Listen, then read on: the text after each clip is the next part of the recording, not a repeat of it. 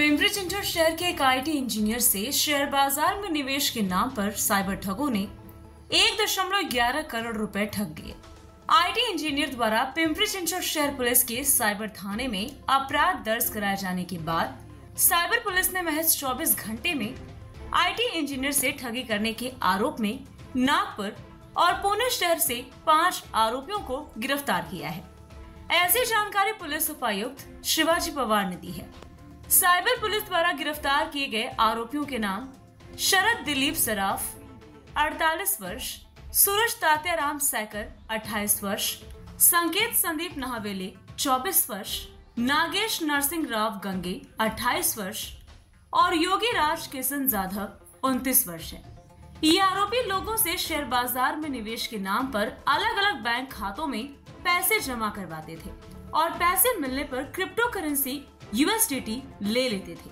Crypto currency लेने के बाद वे उसे platform पर बेचकर भारतीय मुद्रा में बदल देते थे, लेकिन पुलिस जांच में पता चला कि वे निवेशकों को कोई वित्तीय लाभ नहीं देते थे।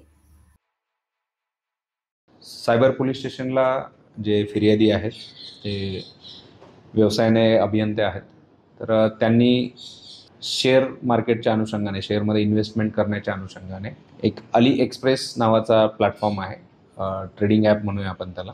त्याच्यामध्ये त्यांनी त्यांचं स्वतःचं रजिस्ट्रेशन केलं आणि त्याच्यामधनं शेअर्समध्ये पैशाची गुंतवणूक केली। तर ही गुंतवणूक जवळजवळ 1,11,00,000ची होती आणि त्याच्यामध्ये अली एक्सप्रेस या प्लॅटफॉर्म करणं साधारणतः 15% पर्यंत त्यांना नफा मिळेल असं आश्वासन दिलेलं होतं। ज्यावेळेस त्यांची ही सुरुवातीला काही त्यांनी अमाऊंट इन्व्हेस्ट केली आणि त्याच्यामध्ये त्या प्लॅटफॉर्मवरती त्यांना काही प्रॉफिट त्यांचा दिसून आला। त्याच्यामध्ये त्यांनी आणखी अशी टोटल अमाऊंट इन्व्हेस्ट करून ही अमाऊंट टोटल 1,11,00,000 पर्यंत गेली। ज्यावेळेस त्यांना झालेला प्रॉफिट किंवा नफा जो आहे तो विड्रॉ करण्यासाठी त्यांनी रिक्वेस्ट टाकली, तर ती जी रिक्वेस्ट आहे ती डिनाय झाली आणि ज्यावेळेस त्यांनी संपर्क केला अली एक्सप्रेस प्लॅटफॉर्मच्या प्रतिनिधींशी, तर त्यावेळेस त्यांनी काही गव्हर्नमेंट टॅक्सेस आणि इतर पैसे त्यांना पहिले भरावे लागतील आणि त्यानंतरच हे तुमचा जो नफा आहे आणि मुद्दल ही विड्रॉ करता येईल अशी त्याच्यामध्ये अट होती। त्यावेळेसच मग हे फिर्यादी आहेत त्यांच्या लक्षात आलं की आपली फसवणूक झालेली आहे। त्यांनी सायबर पोलीस स्टेशन येथे त्या संदर्भात तक्रार दिली आणि या गुन्ह्याच्या दरम्यान गुन्ह्याचा तपास करत असताना याच्यातल्या जी फ्रॉडची अमाऊंट आहे ही नागपूरमधील एका खाजगी बँकेच्या अकाउंटमध्ये ट्रान्सफर झाल्याची निष्पन्न झाली। सर्वप्रथम नागपूरमधून आपण एक आरोपी अटक केला आणि त्याच्याकडनं जी संपूर्ण गुन्ह्याची मोडस आहे ती समजल्यानंतर या गुन्ह्यामध्ये आतापर्यंत 5 आरोपींना अटक करण्यात आलेलं आहे।